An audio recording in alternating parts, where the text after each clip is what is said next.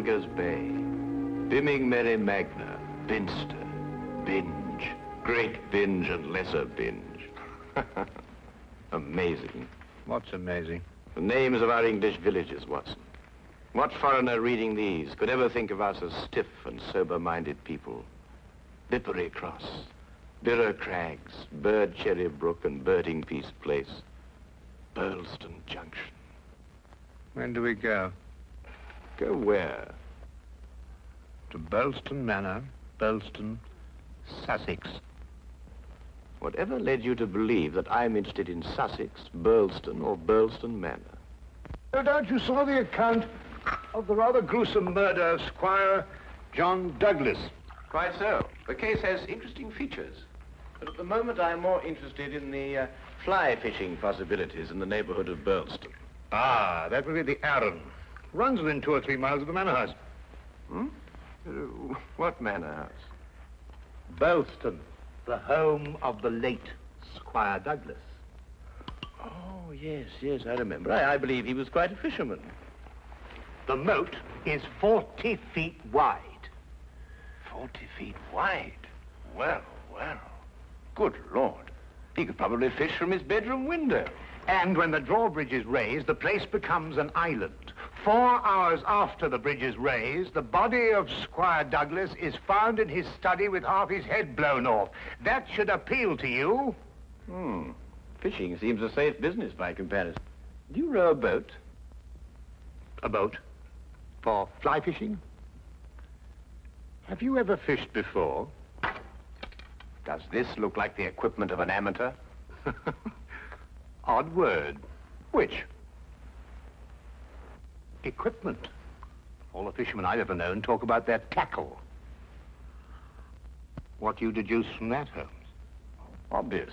Your fishing friends either lack experience or vocabulary. We deep-sea fishermen are in the equipment class. None of your nasty little bundles. Yes, that gaff is far more suitable for a shark than a trout. Do you really think so? No good for trout? Well, it depends what trout you're after. Oh, yes. Well, we must carry a tape measure. A tape measure? What on earth for? To measure our catch, of course. To measure our catch and throw back the little ones. A good rule in life, Watson. Always remember to throw back the little ones. You think our prey will count as a big one or a little one? Well, hardly as big as Squire Douglas, lying dead in his castle, surrounded by his moat. Holmes, you've been analyzing this case. Well, you know, I haven't got enough data yet for analysis, really. Do you think it could be an accident? What, with a sawn-off shotgun? And the triggers of both barrels wired together? Murder, eh? Yes, possibly. What do you mean by possibly? Don't sit there, man. That may be opportunity knocking. Oh.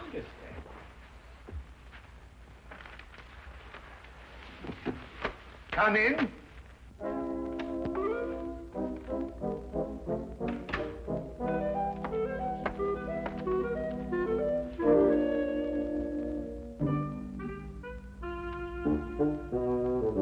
Mr. Sherlock, The fisherman. Hold on! Oh, come on! Blimey! No, In there, boy. It's only a little one. Would you like it, Watson?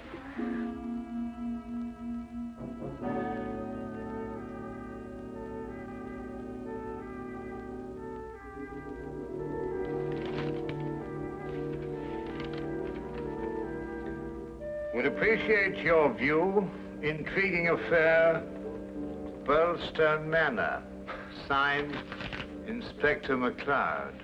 Ha! Please, English, for I'm utterly baffled. Help. Hey, where is it? Where's what? Well, the tape measure, of course. Where is that tape measure? Holding the fiddle case together, sir. Fiddle? Violin case, boy. Oh, tell me, Watson, how are we off for trains? Trains? Ah, yes. Now, let me see. Burlston. Yes, now, that would be the West Sussex Littlehampton Bognor line. Now, there's a 10:15. Now, that doesn't stop. Of course, it's a 12:3. That will get us in at 4:2 or 4:7. I say, I'd forgotten, actually. You say you can't remember whether it's 4-2 or 4-7. Come, Watson, you're slipping. Blimey. Does it keep all the times in his head? Where else, of course? We are a nation of railway pioneers, my boy. Like a great many Englishmen before him, Dr. Watson restricts his reading to the Bible, the Times, and Bradshaw's Railway Guide to the British Isles. Here, boy. Man of the March Hares, that's what you two are.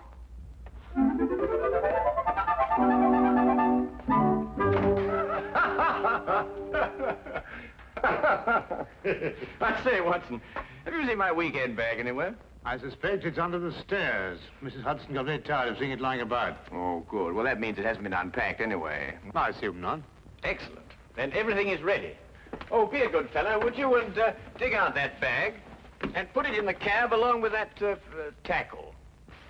Why? Aren't you going to be here? I have a little reading to do. Pick me up at the British Museum Library, say half an hour before the train leaves. Now, look here, Holmes. This is no time to go reading. You'll miss the train. I cannot vouch for the punctuality of Dr. Watson or the reliability of the company's steam engines, but I, for one, propose to be at Burlston Halt at 4:02 p.m. precisely.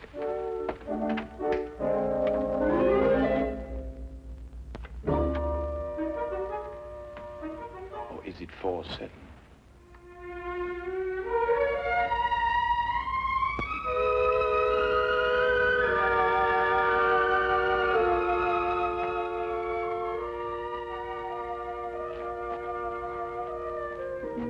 It was a nice piece of work, if I say so myself. The entire story hung on a spider's thread. A spider's thread? Exactly. Huh. Yeah, it sounds interesting, Inspector. Now, perhaps you'll start at the beginning. Simply stated, the castle, as you'll see, has a moat. And when it's up, as it was at the time of the murder, it's a sealed fortress. Who was in the castle at the time of the crime? The murdered man's wife, Mrs. Douglas, and a foreign friend, John Morelle. Just those two? And the servants, but we've been able to rule them out completely. And from your description of the house, it would have to be one of them. Either Mrs. Douglas, or this friend of hers, Morelle, or both of them. They tried to make it appear as though someone had broken into the house and then dived through the windows to swim the moat. But you disproved it. Completely. How? I'll tell you when we get there. This murder weapon. A sawn-off shotgun, I believe. An odd weapon, that. And a foreign gun, too. 3 letters on the barrel. P-E-N. Aha. A larger P with a flourish over it, followed by a smaller E and N. That's right. Ah, the Pennsylvania Small Arms Company, the famous American firm. That's perfect. That's all I need. You mean you need additional evidence? Well, Mr. Holmes, every little helps, you know. Then your case against Morelle is not complete. It's complete as far as... How did you know Morelle is the murderer? How did you know? He has to be. Why? He's the only one who could be. Suppose I were to tell you that Morelle is not your murderer. How do you know? Yes, Holmes. How do you know? Why didn't you arrest him? Well, he doesn't act like a murderer. Ah, he's too self-confident, eh? That's right. Seems to be daring you to arrest him. Yes. How do you know all this? Holmes, do you know this man Morelle? Fascinating. Fascinating. The case has suddenly assumed the most astounding proportions and the most astonishing challenge, Watson.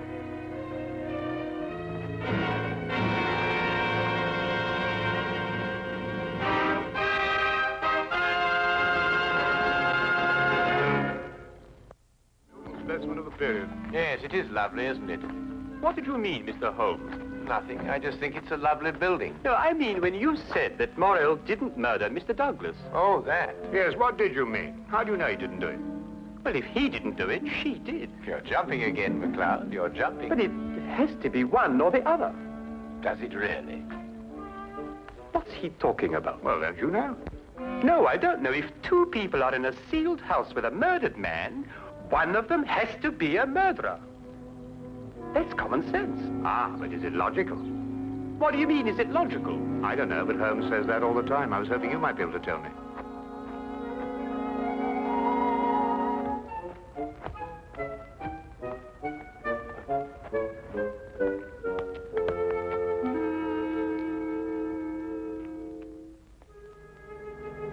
He hasn't been moved. That's just the way we found him last night.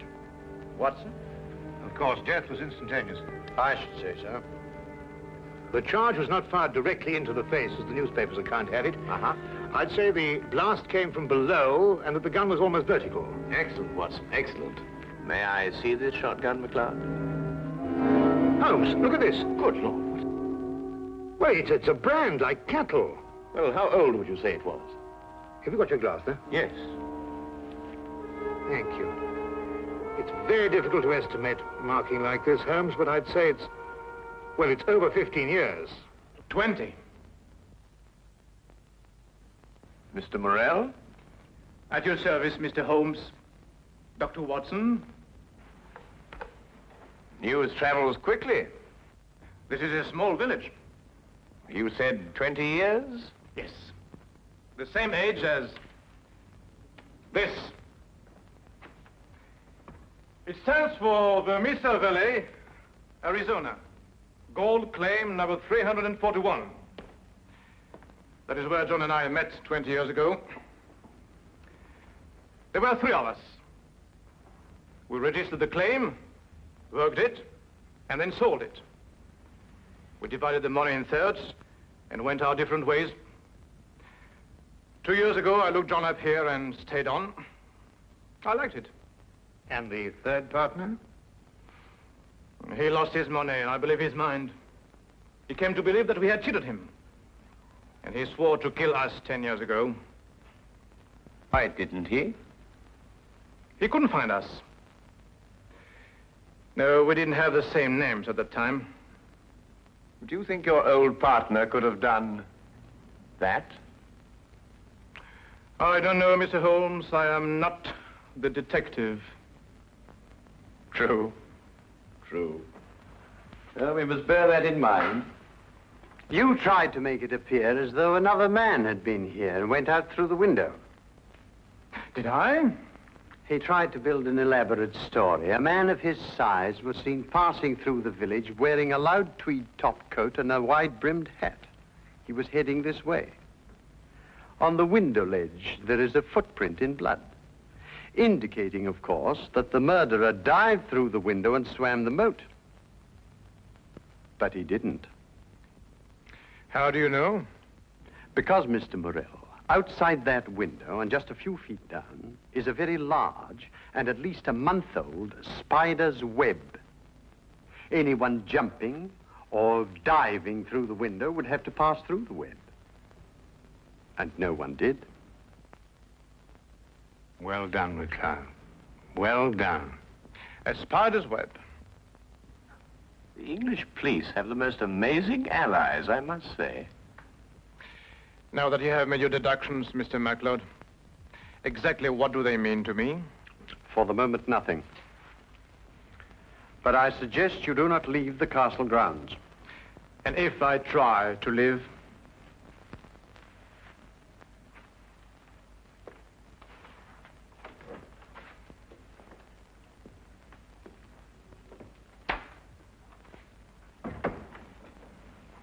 Well done, MacLeod. You've certainly got your man.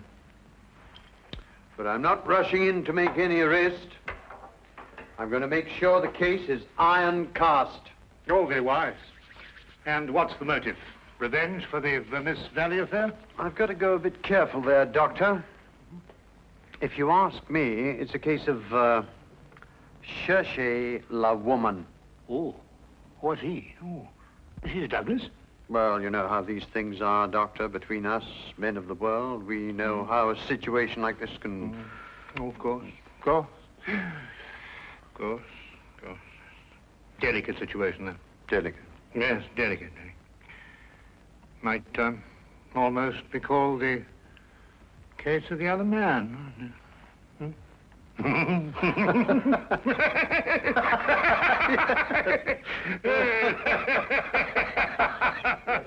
The other dumbbell. Who? Not who, what. What? That's right, what. What are you talking about? That. There's only one dumbbell. One dumbbell. That's right. Well? There's only one dumbbell, Watson. I know. That's it over there. Yes. Where's the other one? Well, I don't know. I've only just come here. Do you know where the other one is? What difference does it make? Well, that's right, yes. What difference does it make? Maybe there is only one dumbbell. One dumbbell? But they come in twos. Perhaps he only had one. Watson, do you mean to tell me that you can stand there, surrounded by all these athletic trophies, and suggest to me that such a man would only use one dumbbell?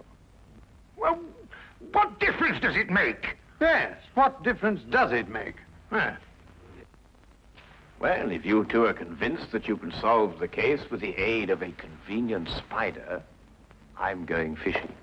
You're what? Oh, he's going fishing. He's brought his tackle. Why? To catch fish. Then I take it you're satisfied with my analysis of the crime. Find the dumbbell. Hang the dumbbell! You can't hang him until you find him. Who? The man who took the dumbbell.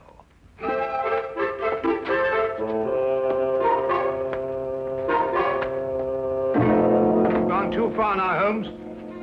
I think you've made him very angry. Then he should fish. It soothes the nerves. Are you really going to fish? I am. Where? Out of that window. It looks very comfortable.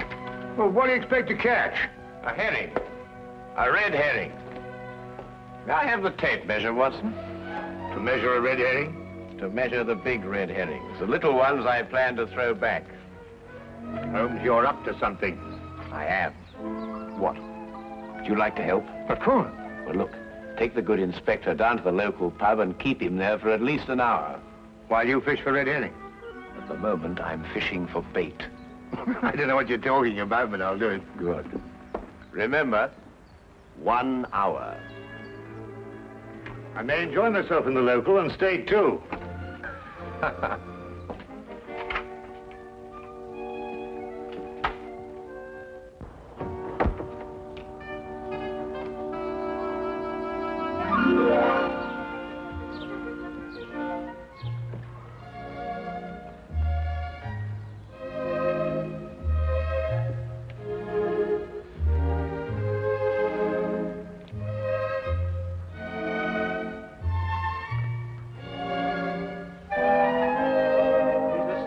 That Holmes. What do you think he's been doing? There's no guessing with him. For all we know, he may really have been fishing. Perhaps we should have given him more time. He's been an hour. That's all he asked for. Yes, that's right enough. Inspector MacLeod?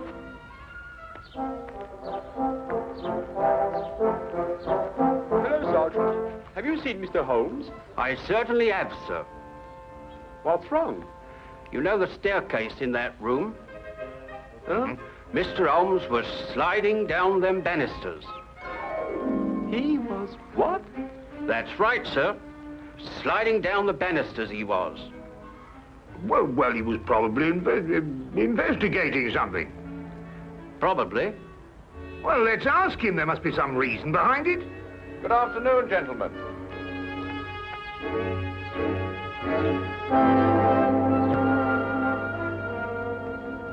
Go on. Ask him. Ask me what? Well? What have you been doing while we were away? Well, first I fished. No. And then I slid down the banisters. I told you. Why? Why not? Well, And you, Inspector MacLeod, are going to drain the moat. I'm going to what? Drain the moat. Empty it right down to the bottom. I can't do that. That's a major engineering job. Don't you realize that's a real river that runs round the house? Well, in that case, don't drain the moat, but tell everyone you're going to. And then what? Then we'll all meet back here in an hour's time. and see if we can find somebody pulling something out of the moat. Exactly. What? Red herrings. As mad as a March hare.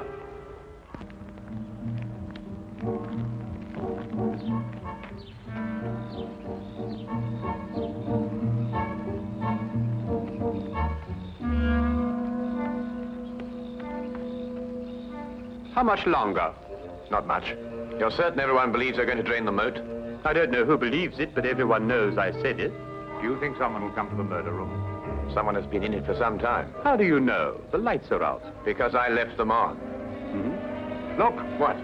That's it, let's go.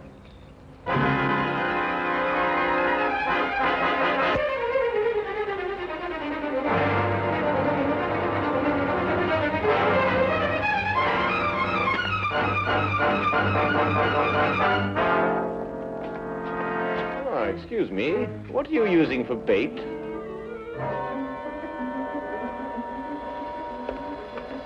Oh, would you mind holding this?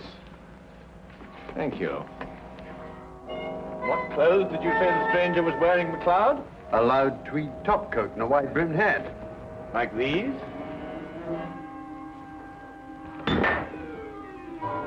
The dumbbell. Holmes, how did you know?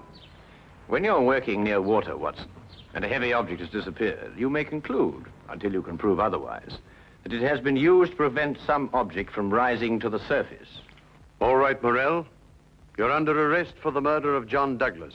It is my duty to warn you that anything you say may be taken down and used in evidence... No, MacLeod. You haven't got it at all. What?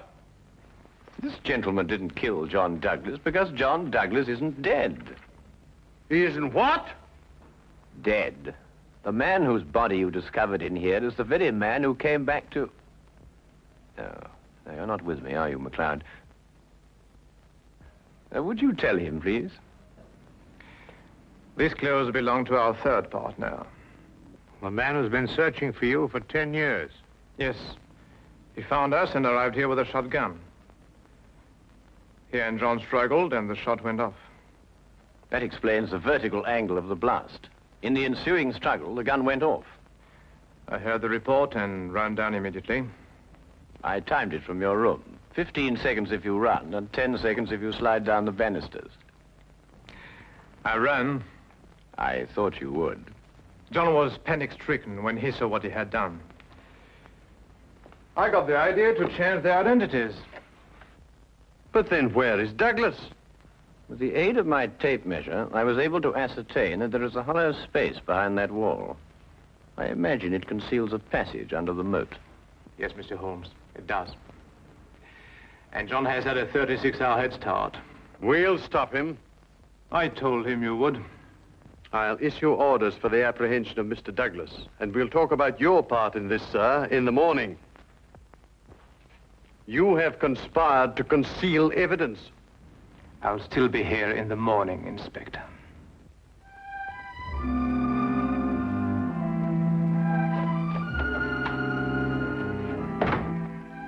A very brilliant piece of deductions, Mr. Holmes.